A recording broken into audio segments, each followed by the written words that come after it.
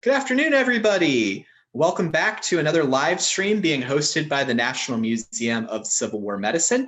My name is Jake Wynn. I'm the Director of Interpretation at the museum. I'm joined today by Karen Stone, who is coming on for a special occasion, an anniversary of a forgotten maritime disaster, the sinking of the Black Diamond in April of 1865.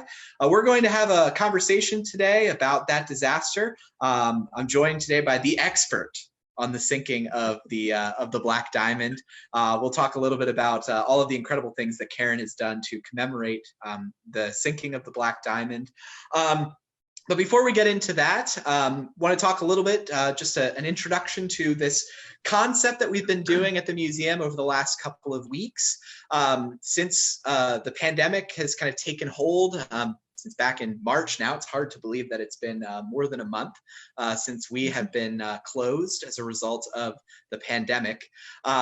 But we have switched over to doing online presentations like this, having conversations, covering topics that are related to our mission, which is dedicated to telling the stories of Civil War medicine and the topics that tie into that as well. One of those topics, of course, is the Clara Barton Missing Soldiers Office Museum. And that's one of the real strong connecting points that we have between our institution and the story that Karen is going to talk about today. Again, my name is Jake Wynn. I'm Director of Interpretation at the museum. I've been helping to facilitate a lot of these discussions, a lot of these presentations that we've been doing. On this occasion, we are using Zoom. So we will have the ability to share some incredible images that Karen has gathered for us that will help to tell the story of the Black Diamond disaster. If you are enjoying this presentation, and I see we have about 20 people here so far, so thank you all for tuning in so far. If you are enjoying this presentation, if you are enjoying the conversation that we're having or will have, please like the video, share the video. That helps more people to see it. That's a great way to support us. If you don't already like this page, go up to the top, find Civil War Medicine page and like us. That will allow you to see more of our stories, more of our content, and allows you to see more of these live streams as well. If you've been coming back time and time again for these videos, which we've had a few of them, a few of you folks out there who've been tuning in loyally, thank you so much. I feel like I've gained some digital friends out of this. Thank you all so much for tuning in. It's always great to see you in the comments. Thank you so much for supporting these. If you're enjoying these videos, again, please consider donating to the museum, becoming a member of the museum. I'll be dropping those links into the comment thread here in just a bit. Those donations, memberships help to support us, allow us to continue having these conversations, even though we are not able to have admissions to the museum. So these are a way for us to continue fulfilling our mission, continue doing what we do, and to share it with all of you, not just here in DC where I'm at, or in Virginia or Maryland, but all across the United States. And we were very excited to see yesterday that we had a new member come in from Norway. So it's just fantastic. The reach of this is amazing. And so we're trying to make the best of the pandemic and provide you all out there some entertainment, as well as some educational materials that will, again, fulfill our mission. So on to today's program. I'm very excited to share this story. Last year, I had the honor to participate in the commemoration of the sinking of the Black Diamond down at St. Clements Island, down on the Potomac River in Maryland. And I was invited by my colleague here, Karen Stone, who has done just an amazing job of continuing to tell this story and to kind of bring this story out from the darkness and into the light. So a little bit about Karen. She's the director of the museum's division of St. Mary's County government. She oversees 3 distinct sites in that county and is responsible for strategic planning, fundraising, creating partnerships like this one, overseeing museum operations, and more. And this is especially exciting. I loved this article. She recently published an article about this disaster in America's Civil War magazine, entitled Peril on the Potomac. Karen, thank you so much for joining us on Zoom this afternoon. This is very exciting, Jake. I'm glad to be here and to be able to tell more people this story. The incident actually took place today, April 22nd, 155 years ago. A great day for us to be talking about it. And there are a number of connections between our two institutions. The wreck, the incident, took place right off of Colton's Point, which is the site of one of my museums down in Maryland. So that's why I'm involved, but it's nice to have you all involved from up there too. That's the other side of the story in some ways. Yeah, this is, I will admit that I had never heard of this before, before I met you. And I have to say that, you know, it's astounding that this story hasn't been really well known before, because kind of its proximity to Washington and also its connection to some of the big events that were going on. I don't want to get too much into the story that you're going to tell here in just a bit, but you know, this is a really important event that unfortunately has kind of been overshadowed by many of the other events that were occurring in April 1865, including other maritime disasters. That's exactly right. It kind of was a bad timing event for getting news coverage. There was so much else going on that was of more national import than this was. So we're to be reviving the story, remembering the men who lost their lives, and doing something to honor them. Yeah, so we're going to get into our conversation here in just a bit. Just a reminder for those of you that are out there watching, if you're here and watching and enjoy these videos, please like and share. That helps more people to see these videos, gets more people into the conversation. If you have any questions as we're going along for myself and for Karen, please drop them into the comments. We will get to those at the end of the presentation. At the end of our conversation, we'll bring some of those comments in and answer those questions for you. So, but with that being said, I want to turn over to Karen, kind of steer the ship, so to speak, for the next couple of minutes. And I have some images here that I'm going to pull up. So I'm going to start a screen share here, if I can successfully manage to do that. And here we go. All right, so Karen, take it away. Okay.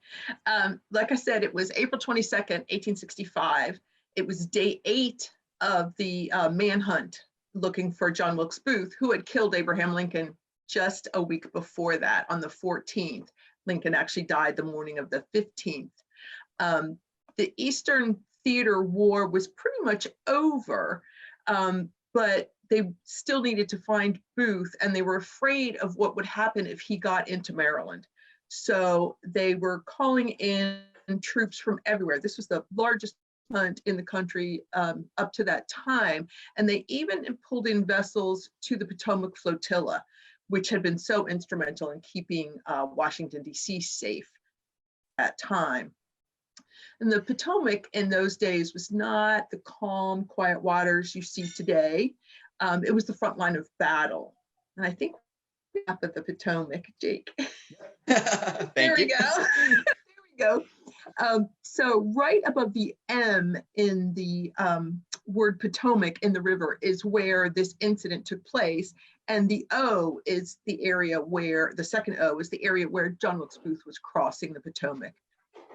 But like I said, this was the front line of battle, the main lifeline out of DC, in the dividing line between two warring nations as far as the federal government was concerned. But for the people of St. Mary's County, it was the source of their livelihood, and for these men, their final resting place. Trade, communication, even marriages in the George Washington family had been focused on Virginia for the folks in Southern Maryland forever. It was a lot closer to them than other parts of the state. It was easier to get to. It provided their livelihood. That's where they fished, they worked, they toiled the waters, and they shared the waters with the Virginians. So they shared sympathies. They knew each other. They went oystering together. Like I said, they married each other. And so they just didn't really care what was going on in the rest of the state of Maryland. And when federal troops came in and occupied Maryland, the people along the Potomac didn't care. They didn't want involved. So life just went on for them as usual. all their dealings with continued with Virginia, but now they had to be a lot more cautious. Now it was illegal to trade with Virginia, but they said they didn't care. They just kept doing it. And the troops that were stationed in the area knew what was going on. They even knew in some cases who these men were that were spying and trading and carrying goods back and forth, but they couldn't catch them. So that was one of the reasons the Potomac Flotilla was created. Now we can go to the Potomac Flotilla picture. Ships of all kinds were brought into the flotilla. The flotilla itself, under command of the Navy, but they took vessels from the locals and added them into the flotilla as they needed them in order to just patrol the waters and to keep everything safe. Then late in 1861, after the flotilla just got started, the flotilla commander wrote that, "From all I can see and learn of the people of Maryland, I'm convinced that along the shores of the Potomac, there's not 1 in 20 who is true to the Union." So when Lincoln was assassinated, Southern Maryland was the obvious place to look for Booth and to focus the manhunt. So vessels, like I said, were being added to the flotilla, the quartermaster department. And in 1864, in May, coal agents in Georgetown actually had to put a temporary hold on freight service due to the lack of vessels, because they'd all been commandeered for use by the military. And in 1865, after Lincoln's assassination, even more vessels were temporarily chartered to aid in the hunt for John Wilkes Booth. And that included the Black Diamond. There are actually a total of 612 vessels being chartered by the quartermaster department at this time. The Black Diamond was an iron-hulled propeller-class coal barge, one of those that had been running the canals earlier and was now needed by the flotilla. And she was designed by John Erickson. And some of you Civil War folks might know John Erickson as the man who designed the Monitor. So he was very, very well-known, very famous ship designer at the time. But he designed this coal barge, the Black Diamond. Was 120 feet long, capable of carrying 200 tons of freight.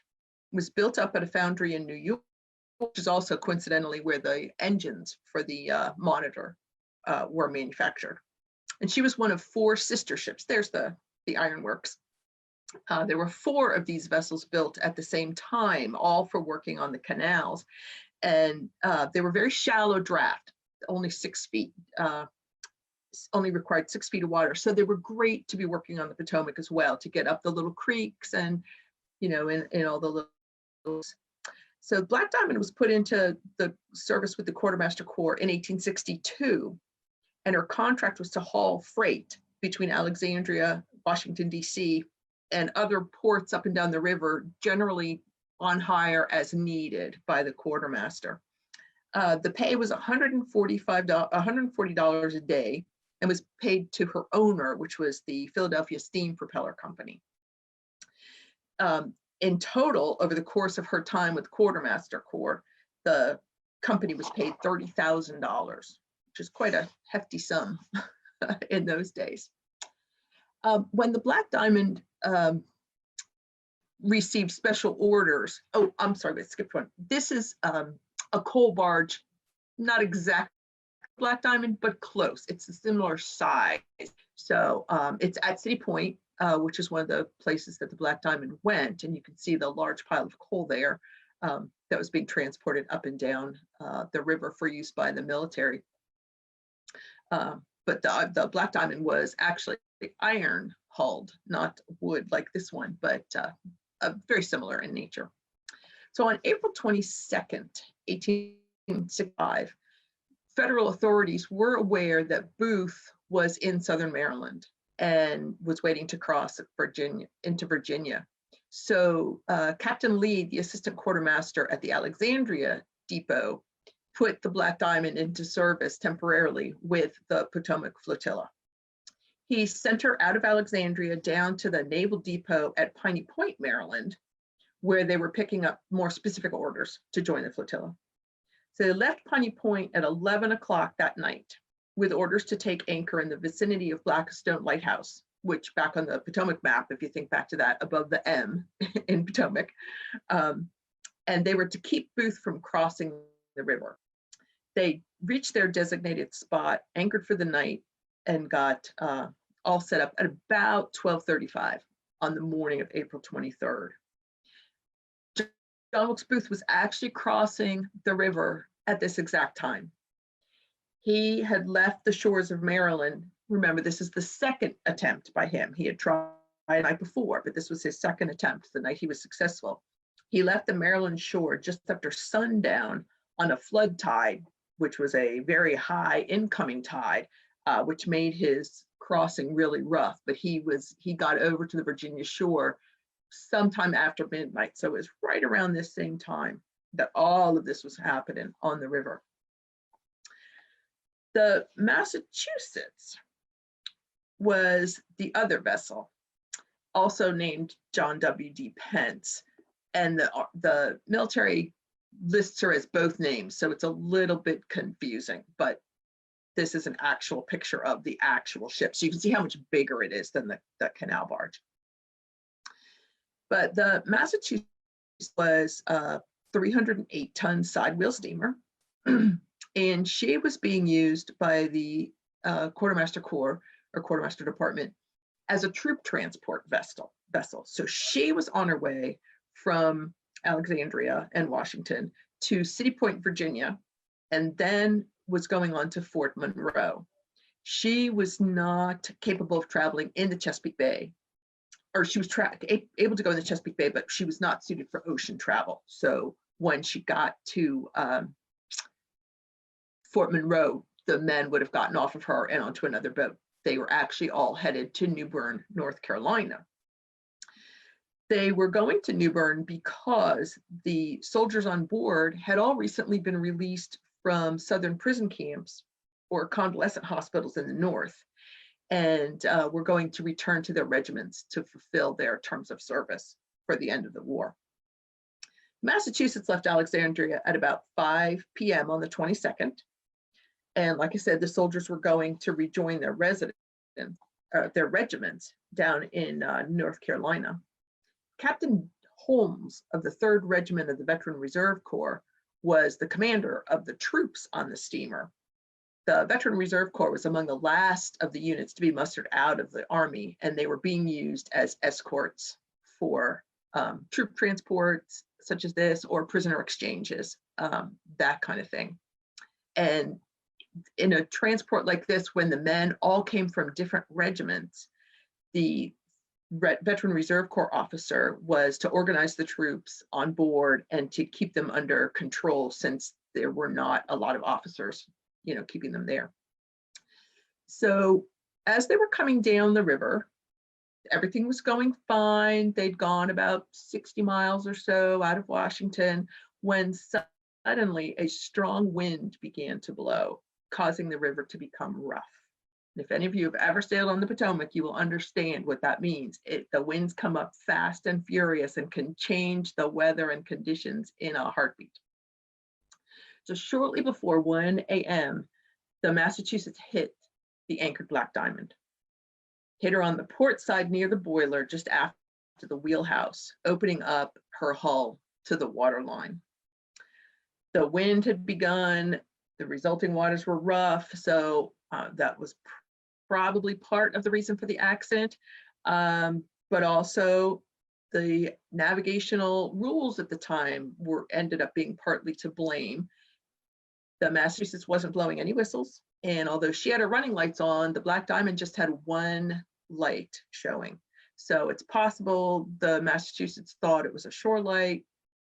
We're not really sure what happened, but they got hit, and they got hit hard.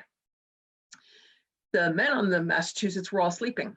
They were not part of the flotilla. They were not on duty. They were asleep. So suddenly there was this loud crash, and they were all woken up by this loud jolt. And there were about 300 men on board at that time.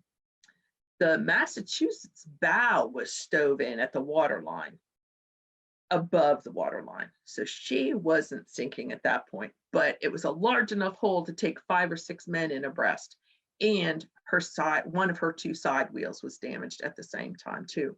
So the captain, Captain Couch, ordered all the men on board to congregate in the stern to keep the bow out of the water.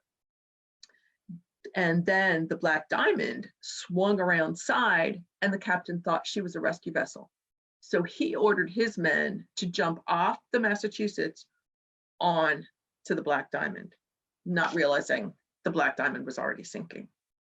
And in coming alongside, the Black Diamond smashed one of the Massachusetts lifeboats, leaving only one to help everyone. So a passing steamer came along at just about this time too, and helped rescue people and get them back on board. And that was the steamer Marion, and he got most of the rest of the people on board that were in the water and still alive. Many of the survivors were forced to remain in the water for 3 or more hours, clinging to bits of debris or anything that they could find that would keep them from sinking. The chief engineer on Black Diamond, who survived, Joseph Husted, recalled trying to pull one young man out of the water with a rope, but he was so benumbed that he could not catch hold of the line. He later learned that that was George W. Carter, a 16th Connecticut drummer. Other survivors recounted similar stories, writing that Husted threw the rope many times until it became clear that it was no use. George Holland, here he is, he's with the 101st Pennsylvania Volunteer Infantry, was one of the first among the troops on Massachusetts to jump on board the Black Diamond. He realized that he had jumped out of the frying pan into the fire when he went up to the man at the wheel and said, "Is this boat all right?" And the wheelman said, "No, it's sinking."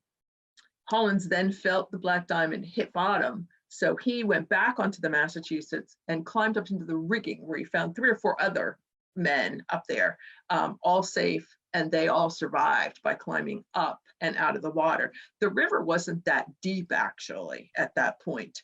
The boat sank in about 3.5 fathoms of water, so it wasn't incredibly deep. And we know the tide had gone out. It was low tide at 12:18, so the water was going out. We know the water wasn't that deep at that time. About 150 men jumped off the Massachusetts. Ultimately, 87 were lost by drowning. And the more that jumped onto the Black Diamond, the faster she sank. So they had less time to rescue some of these people. In spite of her damages, the Massachusetts ended up traveling down to Point Lookout, Maryland, arriving there the next morning. She stayed on site near the wreck all night, picking up as many survivors as possible. And on her way down there, she passed another steamer who was able to offload all the men from the Massachusetts because she was so badly damaged. They didn't want to lose any more men. And at that point, they took a head count and found that 65 men were missing, but ultimately it ended up being 87 that were lost. This vessel actually took the men all the way to Norfolk. And they spent one night there, and then they continued on to New Bern, North Carolina. Other vessels were sent to the area immediately to help recover bodies. Those that were recovered were brought to Alexandria. Quartermaster Allen, I think he's the next picture. Yep, there he is. Sent a boat down the next day armed with hooks and men who were to search and retrieve bodies, as many as possible. They recovered only 37 of the 87 bodies. And actually, there's a report in the paper from May 12th saying they had just retrieved the last of the bodies that they could find. So it took almost 2 weeks to get all these bodies out of the Potomac. They were just floating there in the meantime.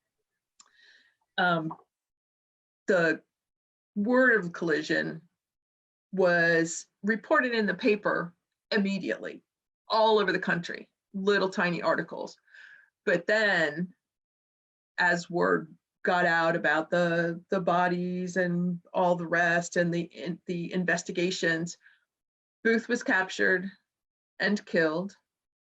Lincoln's funeral train hit the tracks and was going on his way, and the Sultana exploded with a loss of 1,500 lives. So this loss of 87 men was just kind of forgotten. And the men reported later, there were a couple of nice articles written by survivors right after the turn of the century. They said they kept looking for articles and press about their incident, but it just never showed up. At the time, the quartermaster department hired these boats privately. They weren't considered part of the military. So the owners were paid, and it was their responsibility to pay the crew and captains and pilots. So there were no claims possible for some of these men for pensions or anything like that. The enlisted men working on the Black Diamond and the soldiers being transported on the Massachusetts got their pensions and things, but the men from the quartermaster department on the Black Diamond that had been members of the Alexandria Steam Engine Fire Department were not eligible for pensions of any kind, and so they were never given anything at all. And the contracts for both ships stated that war risk was to be borne by the United States, but that marine risk was borne by the owners. And this accident was considered marine risk. So the government took no responsibility in any of this at all. But Captain Lee again said that from what he could learn, the cause of the disaster was extreme carelessness of the pilot or master of the Massachusetts. And he called immediately for them to be arrested and for their licenses to be taken away. The actual inquiry into the incident was done by the 3rd Supervising District of Inspectors of Steam Vessels, which was just normal. That was procedure of the day. There was nothing unusual about that at all. And they determined after their investigation that both pilots wholly disregarded the rules established for their government, and consequently their licenses were revoked. It was also their opinion that this lamentable loss of human life has been caused by the present system of carrying signal lights. They had twice tried to get Congress to change the rules on the lights and signaling when traveling. Congress decided, no matter, if it's good on the ocean, it's good in the rivers and the lakes. So there weren't as many lights on the Black Diamond as there might have been. The Massachusetts was not required to blow her whistles as she was passing vessels and coming down through channels. So it might have been avoided. We really just don't know. And we don't have the report that led to that decision. That's one of those papers that I would love to find out what their thinking was and what their arguments were, and the names of the pilots. We don't know the names of the pilots and that kind of thing. So we really just don't know. 4 of the members of the Black Diamond crew that were lost were civilian employees, like I said, at the steam firehouse in Alexandria. And they were given military honors and buried at the Federal Cemetery in Alexandria, which was actually the first military cemetery ever inaugurated. So that was kind of nice. And they have a very nice marker there. Most of them did not get pensions. Most of them went on, they were never recovered. If you don't have a body, it's really hard to claim a pension. If you're a woman and you've lost your son, it's hard to claim that you were dependent on them. So these people were just in a mess, absolutely in a mess. And we don't have a complete list. I actually have 31 names of the 87, but it's really hard to come up with their names because they didn't all come from a single place. They came from all over the place. They represented 25 or 30 different regiments. Many of them had been at the Battle of Plymouth and captured and put in Andersonville. They were released from Andersonville in December of 1864, went to Camp Parole, where they were nursed by Clara Barton, and then got on the Massachusetts and were drowned. So it was not a time for these people. This is just a pitiful incident. There were 13 members of the 16th Connecticut. 7 of the 13 were all drowned and lost. And again, only 37 of the bodies were recovered, so people just didn't have even the opportunity to bury their people. The Black Diamond still sits where she sank, we think. In 1867, permission was given to a man from New Jersey to go and raise her. He wanted to salvage the iron and sell it, but we don't know if he ever did. And the Massachusetts was discharged June 10th, 1865, and became embroiled in a legal battle over the cost of her repairs.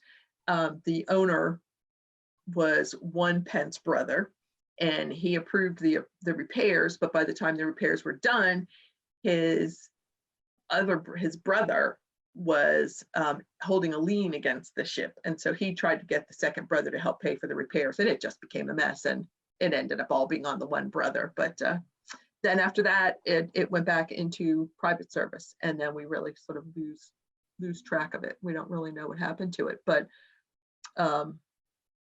it was, like we said, 125 or 155 years ago today that all of this happened, and these men gave their lives in the service of their country. And it's another interesting aspect is that people always say no one ever died during the hunt for John Wilkes Booth. Well, here's 87 men that died during the manhunt. They were not actually pursuing him. They were hoping to catch him before he crossed, but they gave their lives nonetheless. And it's nice that we can remember this again now and bring it back to people's attention.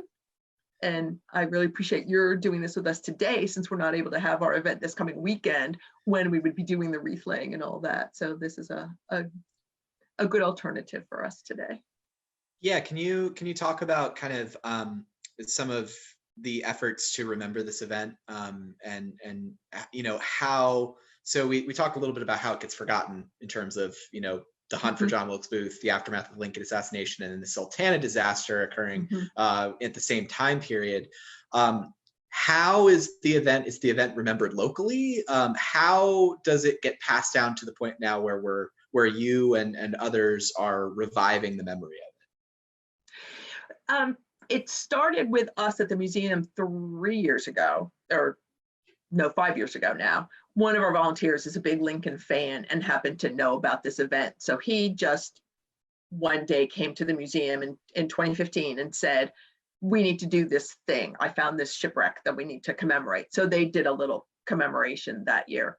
And then I came on board a couple of years after that and heard about it and decided, yeah, this is a thing that we need to do. It's important.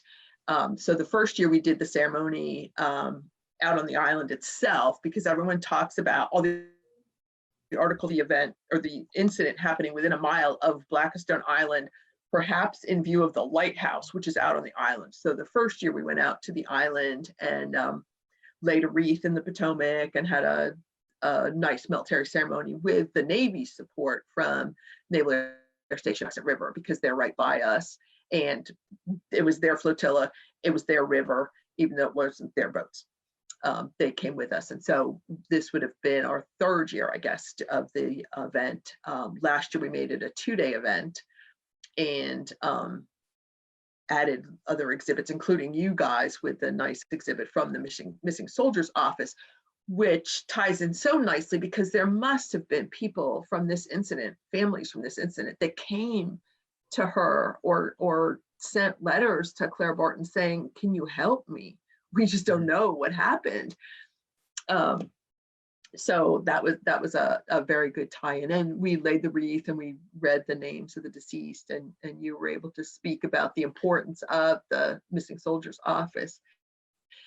This year, we get to have David Price, your boss, come and speak, because he has an interesting way of looking at this from the medical side. And he was wondering if perhaps less or fewer men would have drowned and suffered if they'd been in better health. And I don't think he's kicking Clara Barton to the curb. I think after they spent all that time in Andersonville and then were just recovering from Camp Pearl, they really weren't in the best of health. It wasn't like they were all hardy, 20-year-olds. They had had a good, long, hard time. So we might have lost fewer of them. So we're hoping he'll come next year and tell us his theories about that next year. Yeah, but there's a lot of questions, including the blame. And I think the board was correct. It belongs on both sides, because if you think about it, the Black Diamond is supposed to be on watch. They're supposed to be looking for Booth. So where was everybody? Why wasn't there enough people on board the Black Diamond that were awake and paying attention that they saw the steamship coming downriver? Maybe they did and couldn't do anything about it, but I don't know. It just makes you think. What were they doing? Yeah. A lot of mystery. Just on that point. So just a point of clarification for myself. So you said that so Booth crossed the river that same evening. Yes, he tried the Friday the 21st. That's when he was with Thomas Jones, and Thomas Jones, pushed the boat out of the river and said, "Smooth sailing, farewell, hope you get there." But then Booth didn't make it. Ran into actually the gunboat Jupiter that night. And we know that because the Jupiter reports its position, and then another boat, the Heliotrope, was going by and also mentions having seen the Jupiter at that point. And Booth talks about, we were at the mouth of the river and there was this big hulking huge boat. So, we put that all together. So they ended up back on the Maryland shore. And then in his, I'm not sure if he mentions it again in his diary, but Thomas Jones finds out from his brother-in-law, Mr. Harbin, that Harbin greeted Booth on the Virginia side the morning of the 23rd, and Booth told him they'd gotten there just a few hours before. So all at the same time. So he is out on the river at the same time that this is happening. That's crazy. I mean, it's not very far away. So chances far away. And he never, he doesn't write about this at all. I take it, but just that this sounds like it probably made a lot of noise. I think so. He might have heard it, and you wonder, did other boats respond and pull away from where he was crossing? So, we really don't know that either. I've been working on this for 2 years, and I have an 8-inch high stack of documents here and tons of books, but there's a lot more for me to look at. And every time I read something, I come up with another thing. I'd like to read the deck logs of the Jupiter. Maybe they mentioned something. Maybe they heard an odd noise in the night. I just don't know. You never know where you're going to come across little bits of information that lead you elsewhere. Yeah, that's. It's an incredible story, and it's. I hope that doing these kinds of events and writing, like you did for American Civil War Magazine, it spreads the awareness of this story, because I think it is it's a really compelling story. It's one of these Maryland Civil War stories that I think is known more regionally, but should be better known across the state, because it's fascinating, just life in the borderlands between Union and Confederacy, and the kinship between those on the Union side and the Confederate side, and the smuggling, and ultimately that all plays into this whole drama, because as you mentioned about the Jones family and assisting Booth in crossing, like these people all have these connections on both sides of the river, and their loyalties are very, very divided. And there's a reason that there's a flotilla on this river before Booth ever tries to make it across. Absolutely. There were batteries up and down the Virginia shoreline in the early days in 61, and the first thing they had to do was just clear the batteries, because transportation in and out of Washington had just stopped, and that was just not good. We needed the river to move troops. It had to be opened up and kept open. You couldn't just open it and then go away, because everybody sneaky. Yeah, yeah. It's I was really bummed out, I think, of all of the many things that, of course, with the pandemic situation, it's just Mhm. such a sad time and a troubling time. But I think we all kind of mourn the loss of the things we were looking forward to in the spring. And I have to Mhm. say, very high on my list is the commemoration for the Black Diamond disaster last year. Karen, as you mentioned, I had the opportunity to participate in the ceremony, and it was incredible. I mean, just the opportunity to be in this place, this beautiful place. It was a beautiful weekend. Stunning to be on the water, to be, not far at all from where this disaster took place and Mhm. all of this history happened. And then the ceremony itself is just incredibly moving. And y'all do a great job of paying tribute to these men who, as you said, paid the ultimate sacrifice, ultimate price for their country. And it's just so sad that over a century and a half, they had been mostly forgotten. And Mhm. I think it's Mhm. incredible what you all are doing Mhm. to bring that story to life, because it's so incredibly important to remember these people, just as what we do at the Clara Barton Missing Soldiers Office Museum, Mhm. trying to remember all of these unknown soldiers, these soldiers who were forgotten during the Mhm. war. They disappear, their families have no idea what happened to them. To Right. remember them, but also to remember those families and what that loss meant Mhm. to the families, to the country, and ultimately Mhm. how we repair the country after all of this, because That's right. there's so many unhealed wounds. Mhm. Um, Mhm. That's and I right. think, yeah, go ahead. Can you talk a little bit about what Claire Barton did at Camp Parole? And Camp Parole was set up as a sort of a receiving camp where people came to check in and then get sent on to wherever they were going. And there were tens of thousands of people there. But she was there that same spring that our guys were Yeah, there. so she is at Camp Parole. So Barton, just to kind of quickly breeze through her Civil War career, Right. living in Washington when the Civil War breaks out. We commemorate her apartment building, essentially where she's living, her boarding house. She's there when the war breaks out. She becomes a volunteer relief worker, becomes a nurse on the battlefield, known as the Angel of the Battlefield. Goes to Maryland battlefields, Virginia battlefields, all the way down to South Carolina. By 1865, her nursing career is pretty much at an end. Just her Civil War nursing career is at an end, just as the conflict is really drawing to a close. Mhm. Military didn't really necessarily have a need for her anymore, and so she found a use elsewhere, and that is with all of these prisoners who are being brought back into Union lines at Camp Parole, just outside of Annapolis. She is working there. She's horrified by what she's seeing. I mean, these men are coming in looking like, human skeletons. I mean, they Mhm. are skin and bone. They're ravaged by disease, ravaged by insects, ridden with lice. Conditions just atrocious. And she hears stories of from these men who are coming back from Andersonville, from Florence, South Carolina, Mhm. from North Carolina, as well, prison camps there. She learns and is horrified to find out how many men never came back. Mhm. And so that's really the source. Camp Parole and this interaction with prisoners of war who are returning is really her inspiration for starting the Missing Soldiers Office, because Okay.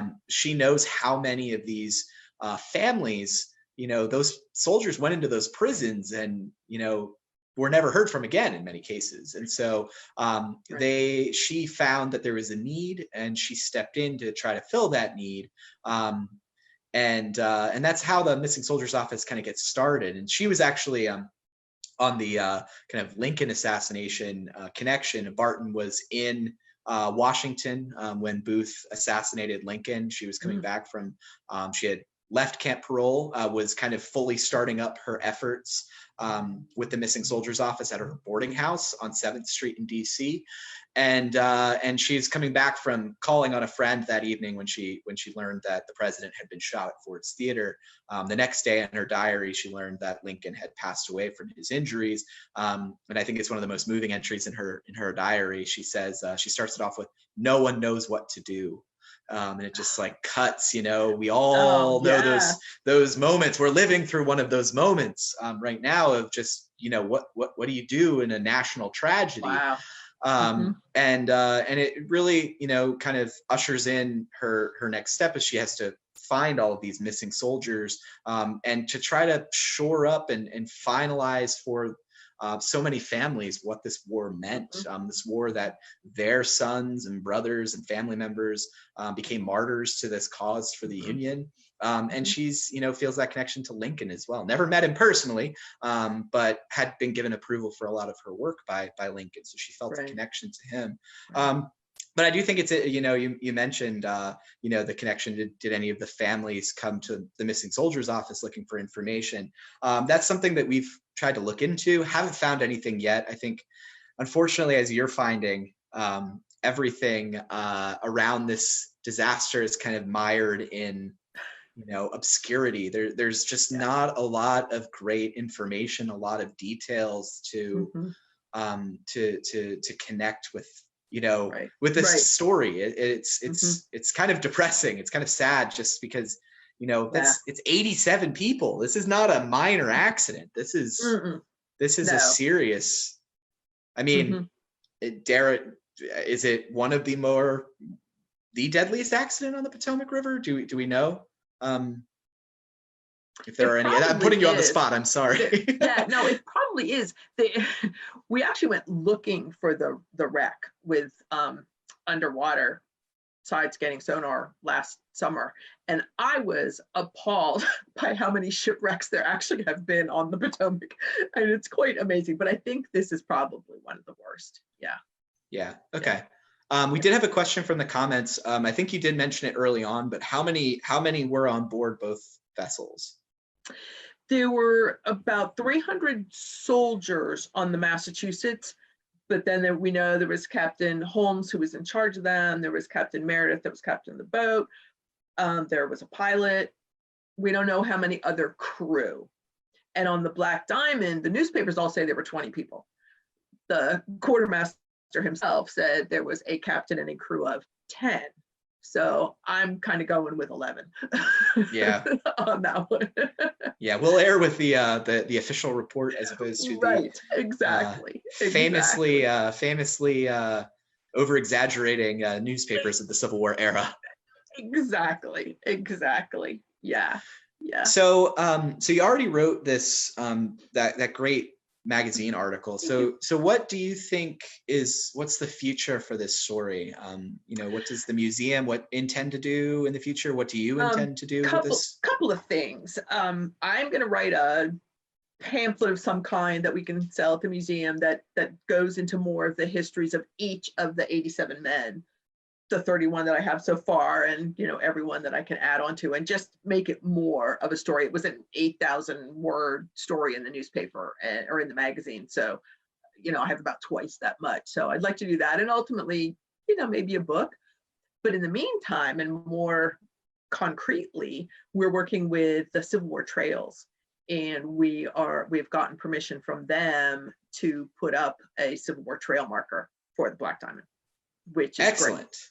Yeah, so, really nice. Shout out to Drew Gruber, wherever he may be right now. We love Drew. Yes. We do too, wherever he may be.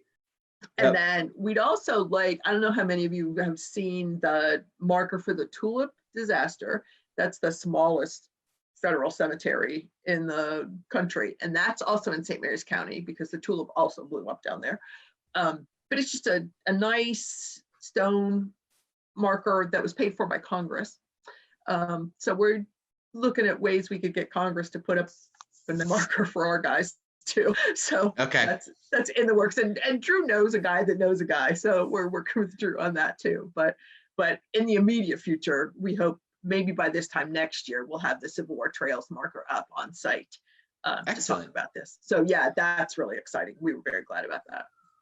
Yeah, so if you all are out there watching, we've been having a good, consistent audience here. Thank you all so much for tuning in. We hope you've been enjoying this conversation so far. If you are enjoying it, please like and share the video. If you have any questions for Karen about this disaster, about any other topics related to her work, please leave us a comment. We can get to those questions here in just a bit. If you want to support these videos, consider becoming a member or donating to the museum. You can find that link in the comments right now. So Karen, what else, this is a good kind of time to, while we're all making plans for when we can travel again. So what can viewers out there, what can they expect if they come down to St. Mary's County and want to see some of your museums? We have a lot to share down there, starting with the Civil War. There's a huge Civil War trail in St. Mary's County because, of course, we have Point Lookout with the prison camp down there, and then lots of sites of different things that happened, crazy stories about the one man that voted for Abraham Lincoln in the election and was run out of town. So, there's all kinds of things down there. But the museum division itself has we actually have sort of 3.5 sites right now.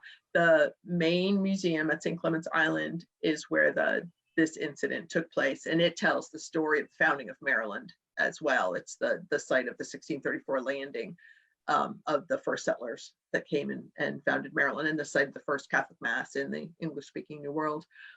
We also have Piney Point Lighthouse Museum and Historic Park, and that is one of John Donahue's many lighthouses in Maryland, built in 1836. The first on the Potomac, you can still climb up it. That's a lot of fun. And then there's a maritime history building down there too, and a great park and pier. And we have the Drayton African American Schoolhouse, which served from the 1890s to 1940 for African Americans in that part of the county. And we are in the process of getting the old jail museum in Leonardtown, which is a great old mid-19th century jail, full of great stories about things that happened with our sheriff's department. And our sheriff's department is the oldest sheriff's department in the country, founded in 1637. So that's kind of fun too. So we're just in the process of working out those details. Should have all happened, but then this happened. So yeah, it's been put on hold a little bit, but we're working that way. So we'll have that by the end of the summer. And this was one of our biggest events this spring. Maryland Day is the other one. That was also this year. That's in March, the day that Maryland was founded. So it's been a rough spring for us, but we've been doing a lot of videos too. Last week, this week, and next week are all 3 parts of this big long story. Last week was about Booth and the assassination. This week we did the Black Diamond, and next week we're going to talk about why didn't Maryland secede with all of this favoritism to the South. What made her stay with the Union? So you can tune into our Facebook page next week and learn that story. Excellent. So where can I know this will probably end up in the comments right now, but where can viewers find your videos online? It's Andrew's going to have to help me on this one. I hope he's posting it on his end. Yeah, he's been posting. Island Museum on Facebook. I see he just shared them. So sister sites included. So thank you. Thanks, Andrew. I threw the curveball. I'm sorry. You did. That's why he's on board too. Excellent. So so I think we're just about out of time here. So I want to thank you so much, Karen, for coming on and sharing the story. This was great. Really enjoyed it. Really appreciate it. Everyone out there, go find that magazine article. I think Andrew might have shared it from America's Civil War magazine. It's an incredible story of the Black Diamond, of what happened on April 22nd, 1865, and the hunt for John Wilkes Booth. This whole forgotten story. Karen and her team doing a great job of making sure that story continues to be known. Yeah. And if viewers have questions that they think of at 2:00 in the morning, they can send them to you, send them to me. Andrew can share my email address too. So if you think of a question later, or if you suddenly realize that your great-great-grandfather was one of those guys, let us know. Yeah, that's great. We see that at the missing soldiers office every so often. So you'll never know who might be like, oh, right. The Black Diamond, that sounds familiar. Right. Yeah. Exactly. So if you know of any connections to this story, please let us know. We are looking. Karen's looking for everything she can on this topic. So every little bit every little bit helps. Mhm. Well, thank you all so much for tuning in this afternoon with us. We're really excited to have you all here, watching these videos, interacting with us. Helps to make the pandemic a little less terrible, to be able to interact with people, even if it is online through Facebook Live.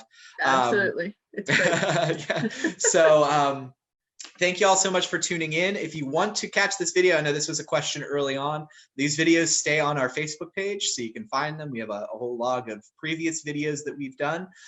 We also have a YouTube channel where this video will end up as well. You can go there. You can subscribe to the National Museum of Civil War Medicine on YouTube. You get even more videos, more content that we're doing. And if you are really enjoying these videos, again, we've been saying it a lot. I feel like I'm advertising it all the time, but really every little donation, every membership supports our efforts. You're supporting a museum, an institution that is dedicated to telling these stories of Civil War medicine and their related topics. And it allows us to continue fulfilling our mission. So thank you all so much for those who have donated already, have become members. We really appreciate your support. Now more than ever, in this time that we're living through. Yeah, I hope to see you all again soon. And I'm sure Karen will probably be conversing again via this medium at some point in the near future. So you got lots of great stories to tell. So with that being said, this is Jake Wynn from the National Museum of Civil War Medicine and Karen Stone from St. Mary's County signing off. Hope you all have a wonderful day. I'm losing my button here. There it is. Hope you all have a wonderful day, and we'll see you again very soon.